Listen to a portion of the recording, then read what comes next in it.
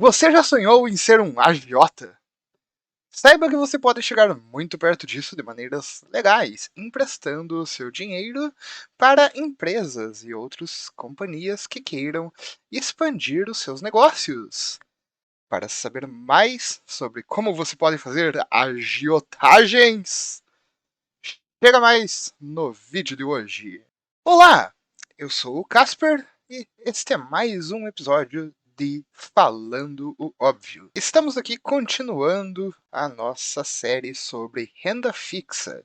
Já falamos sobre o Tesouro Direto, onde você empresta o seu dinheiro para o governo. E já falamos sobre emissão bancária, onde você empresta seu dinheiro para bancos.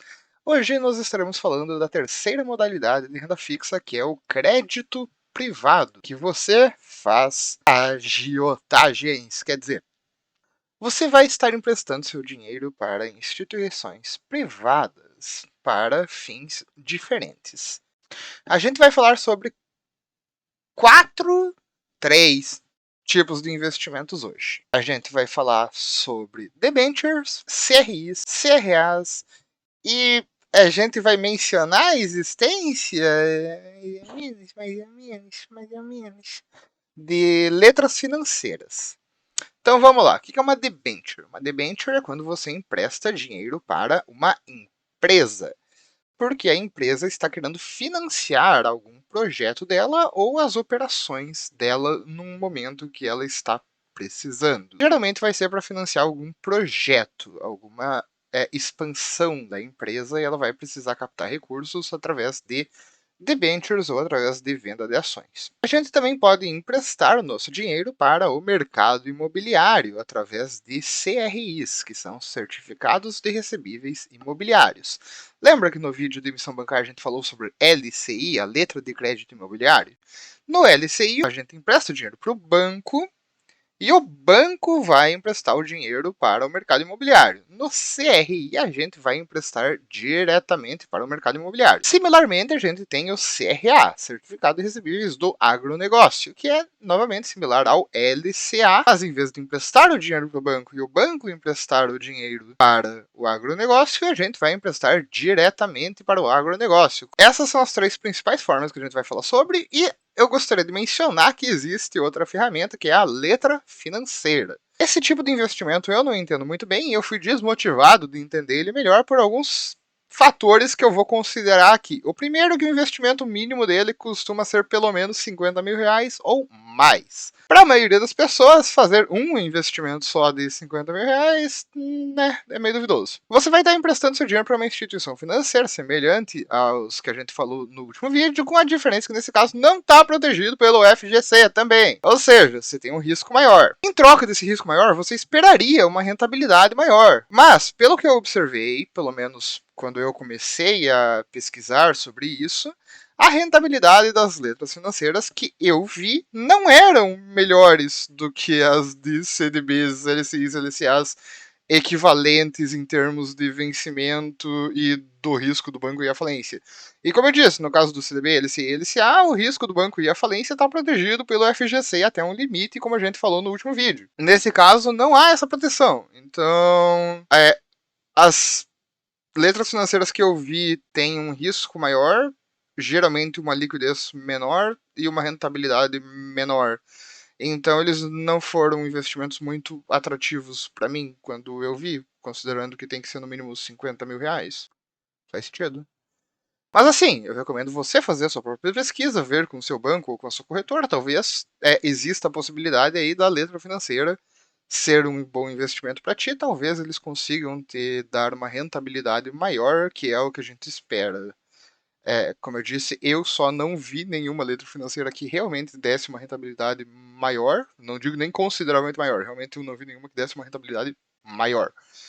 E, consequentemente, eu não fiquei interessado. Então, só fazendo esse disclaimer aí, existe esse tipo de investimento. Teoricamente, eles teriam uma rentabilidade maior que a emissão bancária. Eu não vi essa rentabilidade maior. Então, eu não me aprofundei sobre. Lembra dos três fundamentos que a gente sempre vai estar falando sobre? Rentabilidade, risco e liquidez. Primeiro fundamento, rentabilidade. Vocês já estão cansados de ver essa mesma tela aí, porque é a mesma coisa que a gente já viu antes. Mas, vamos lá. Tem 3 tipos de modalidades de rentabilidade: pré-fixado, pós-fixado, indexado à inflação ou atrelado à inflação, em que o pré-fixado vai, no momento do contrato, definir qual é a rentabilidade para o vencimento. Então, vamos dizer ali, 12% ao ano. Pós-fixado, no caso de crédito privado, também vai ser geralmente fixado ao CDI, não à Selic, e também vai ter, parecido com a emissão bancária, a sua rentabilidade definida como um percentual do CDI. E, de novo, a gente tem a inflação, indexado à inflação,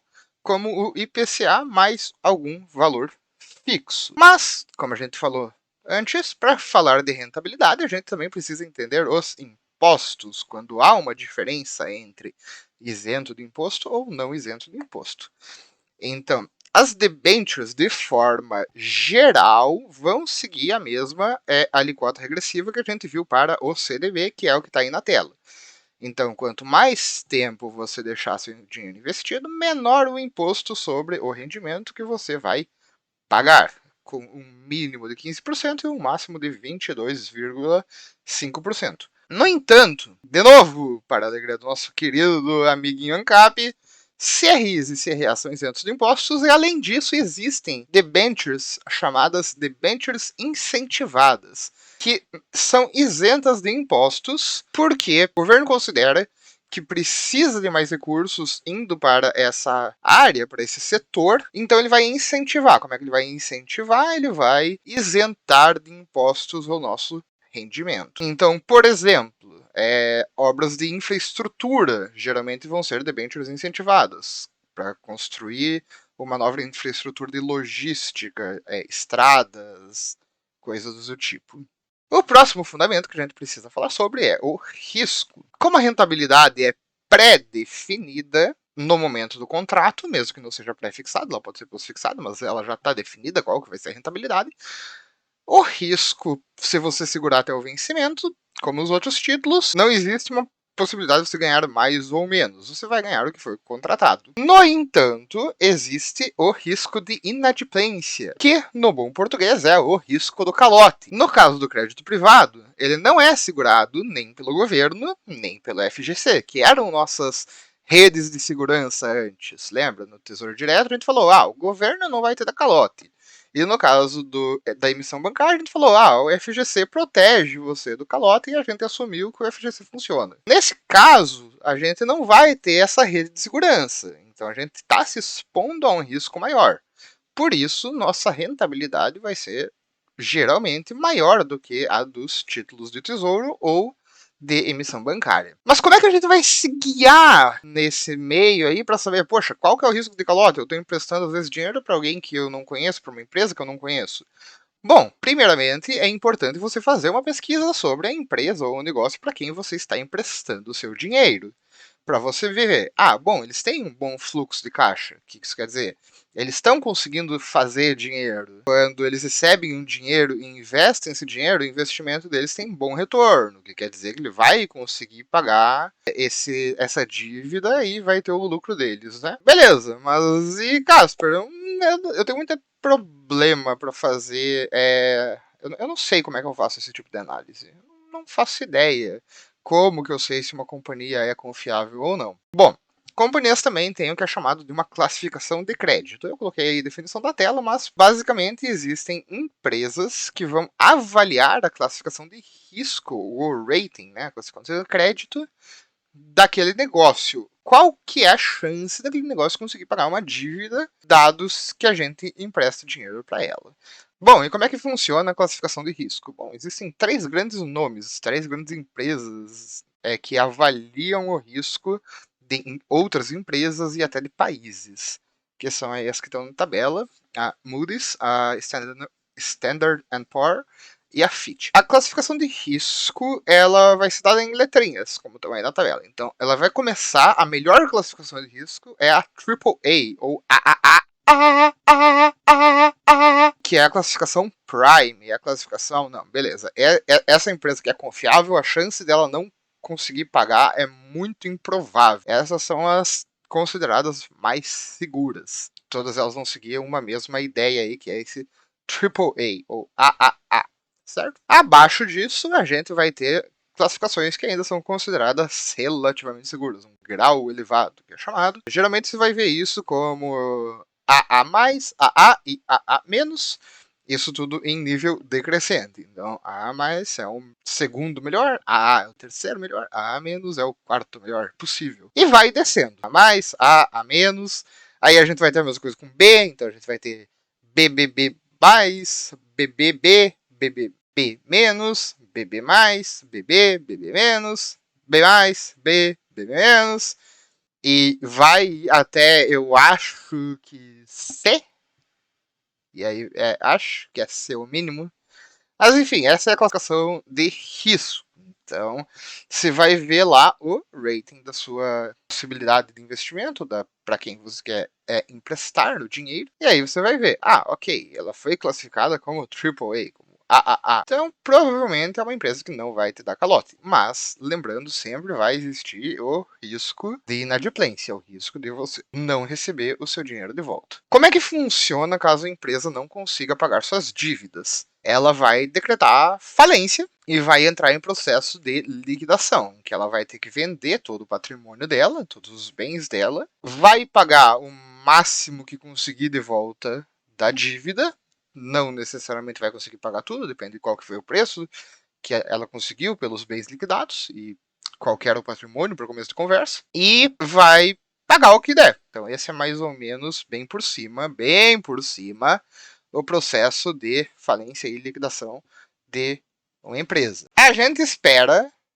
que a gente não vai precisar se preocupar com isso. A gente não quer emprestar dinheiro para uma empresa que vai falir, mas a ideia, mais ou menos bem por cima, funciona assim. E vamos lá para o último fundamento, que é a liquidez. A liquidez ela é garantida, obviamente, no vencimento da dívida. E, como nos casos anteriores, a gente também pode comprar e vender esses títulos no mercado secundário. O que é o mercado secundário? Você vai pegar seu título, seu papelzinho que diz, essa empresa aqui tem uma dívida comigo, lá para 2030, que é tanto dinheiro. E você vai tentar vender esse papel para outra pessoa. A questão é, existe uma liquidez muito baixa aí, então você vai estar ganhando um valor menor do que o esperado, certo? Você vai ter que vender para essa outra pessoa a um desconto, porque senão ele simplesmente pode pegar o título da empresa direto sendo emitido. Se a empresa já parou de emitir, se o teu título for bom, talvez você já consiga ganhar mais. De novo, tudo isso vai estar, os preços e a liquidez vão estar associados a esse mercado secundário, que é esse mercado de compra e venda de títulos de renda fixa. A melhor coisa para se fazer aqui é não depender do mercado secundário. É não depender de ter que vender teu título, porque é uma coisa muito incerta. É uma coisa que você não sabe se vai conseguir. Se você conseguir, você não sabe qual que vai ser o rendimento, pode ser muito baixo. Então a melhor forma é simplesmente não depender disso. O que isso quer dizer? Esse tipo de investimento, principalmente quando tem um vencimento lá para frente, que a gente às vezes vai fazer investimentos aqui que vão ser com um prazo de 10, 15, 20 anos, a gente não vai querer investir dinheiro que a gente possa precisar. Essa é a melhor recomendação. Não depender do mercado secundário. Bom, o vídeo de hoje foi isso, é mais curtinho mesmo. Eu sei que ficou um pouco repetitivo, porque ele é bem parecido com o vídeo sobre emissão bancária, mas é porque os mecanismos que regem como isso funciona são os mesmos. Espero que tenha ficado clara qual é a principal diferença.